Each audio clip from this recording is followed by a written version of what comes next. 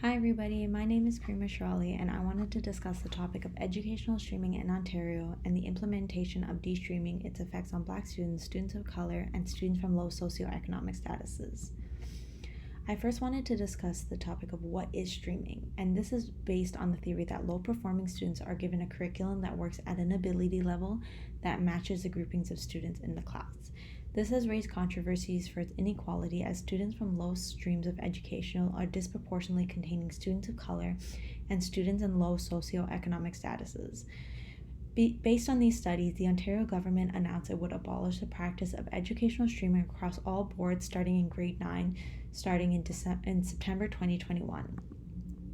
The aim of my research was to understand the act of de-streaming and how it's working early on in its practice, how streaming directly affected students of color, and how streaming affected post-secondary school options. The question I will raise are: what are the teachers' perception of educational streaming in general? What are teachers' perceptions on the relationship of BIPOC students and streaming? And how does this choice of stream affect students of color and their post-secondary choices? The reasoning behind this is to understand the Ontario education system, how it works to support Black students, students of color, and students from low socioeconomic backgrounds, and also to find out if we should further the de-streaming processes across all subjects in Ontario. The reason behind wanting to research de-streaming is because when choosing my courses for high school, I was pressured into choosing applied courses as I was not good at math. And if I were to listen to those teachers, I probably wouldn't be where I am right now. And I have my family to thank for that because they were well versed in what courses I should be taking. So I wanted to research more about what happened to the students, the students who did choose lower streams of education, and I also wanted to find out why teachers and counselors were pressuring students of color to go into lower streams of education just like I was. So when looking at the literature review, I found the history of streaming and found out that streaming existed since the late 1800s as a tool to educate Black people and students from low socioeconomic backgrounds in rural areas in the United States. And they found that working class students were being educated at a level they did not expect due to the accessibility of lower streams of education. And because of the accessibility to lower streams of education, it allowed children to pull themselves out of poverty because they were being educated at such a high level. But they were being educated in vocational education, which are hands-on, technical, career-based education. Based on the race and streaming, found that Black students were more than twice as likely to be enrolled in the applied program, and even when parents were signing off on academic classes, counselors would still place students in applied classes. Students were often given little to no information on their choices and pathways, causing them to choose courses that derailed them from reaching their future goals. We also found that Black students entered school at the similar rates as white students, but left less prepared and less desirable for higher education opportunities. And I also found that socioeconomic background was also discussed as a factor, as a large amount of students from low socioeconomic statuses were in applied classes. And also students were given low expectations, causing many to now work hard in school, to not work hard in school or forego their education completely. And the difference between applied and academic education that was given to students in lower stream were not on par with the learning that higher stream students were receiving. Based on Sigedin's work, the curriculums in lower stream classes focused mainly on simple memory tasks, comprehension, and basic literacy skills, and they were given less demanding workload and fewer opportunities for growth. So for my research, I wanted to do a small-scale qualitative research study, which was interviewing 3 educators. My sampling criteria was 3 high school educators that are currently working in a school board. I wanted them to have a minimum of 5 years of in-person teaching experience so that I could have the experience of before streaming and before de-streaming and while de-streaming is in process. I wanted them to be in English, math, and science, and with the GTA school boards. So my research findings, I found that they all discussed the positive and negatives of the educational streaming. So they talked about the positives of de-streaming, discussing the positives of social emotional health and mental health with de-stream classes, as there was no stigma of anybody being lesser than somebody else. There was inclusion, there was peer tutoring within the classroom, and all students were taught in-depth topics. Nobody was being taught less in-depth topics. The negatives, however, was the implementation. It was during COVID-19. There was not much that students, there was a lot that students were dealing with. There was lack of resources, there was lack of training, and immense pressure and stress on teachers as well. For race versus socioeconomic status, the teachers differed in their experiences with race in the lower streams. One stating that the applied stream contains students that were generally harder on themselves. They just stated, I just need to go to college. Another teacher stated that applied streams disproportionately had students of color, most of them being from immigrant backgrounds, and the possibility of them being in lower streams of education or because they were not informed in their options, or there possibly a language barrier. The third educator did not see a correlation with race and stream in their specific school.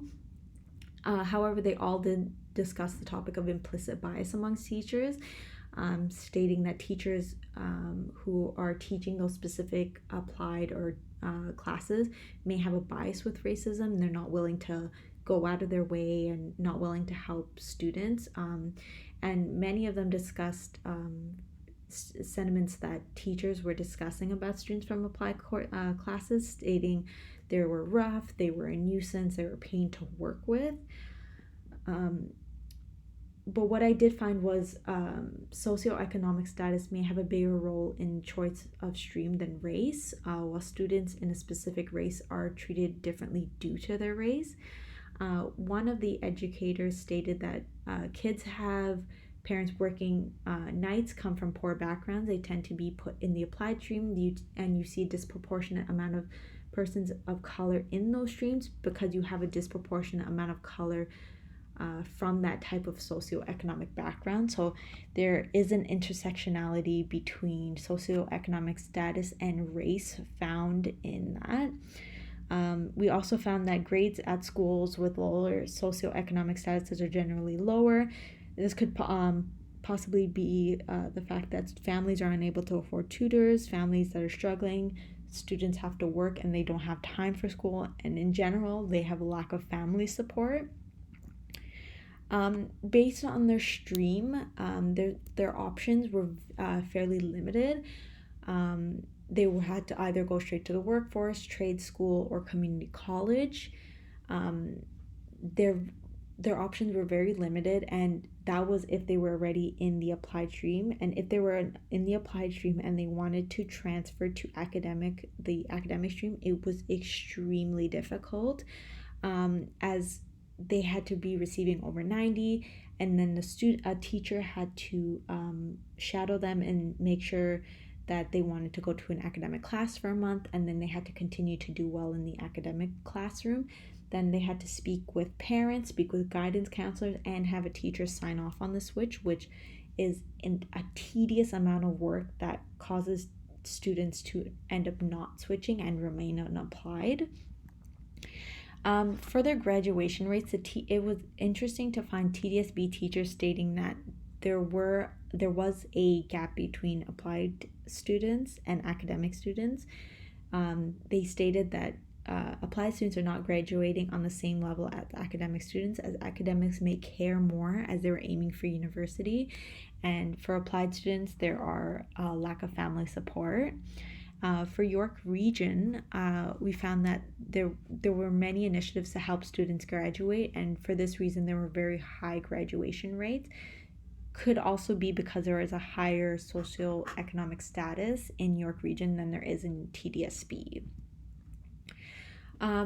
for my discussion, I wanted to kind of break down what I found based on the literature I found. So what I found was race was discussed as an outright factor as a correlation with low stream students, but the educators did not agree. Most of them stated that socioeconomic background have a larger correlation with being in lower stream classes than those from racial backgrounds, but it does not disgrace the fact that students of color are being their experiences in the school board, like there is implicit biases, like they are clearly not being treated as well as they should be in those classes. Another factor was teachers' willingness to help was an interesting factor, as many of the teachers discussed the teachers just wanting to do their jobs and go home, causing students to not receive the support they need to thrive in school. Is established when we're talking about moving from applied stream to academic, as many teachers are not willing to help their students do the work to move up. The lack of guidance in lower socioeconomic schools. We found that York Region, higher socioeconomic status, educator stated that guidance does a very good job at explaining student options, while in TDSB with a lower SES, educators stated that students are not well informed in their opinions and not coached and mentored. And also York Region has a graduation rate of 93.9, while TDSB has a graduation rate of 85.5. Applied classes are being less in-depth than academic classes, which is similar to Doc X et al., who discussed that teachers in lower streams have lower expectations of students, set less ambitious goals, and students will act accordingly. Their classes are not as complicated. Research is important to learn, as socioeconomic status is a large reason why school boards are failing to support their students. They're unevenly placed in lower streams. Teachers are not willing to support students, and de-streaming allows students to be included in a classroom that contains trained teachers with high goals. So in conclusion, de-streaming can positively affect the students' mental health and social emotional health. There's a lack of textbook resources and training, and this made the process of de-streaming an overwhelming and stressful experience for educators. There is an intersectionality of socioeconomic status and race on the student's chosen stream, which showcased that socioeconomic status may affect the way students are pressured into. Largely affects Black students and students of color, as they're disproportionately shown in lower socioeconomic statuses. According to the educators, de-streaming will take a few years to be effective for all students.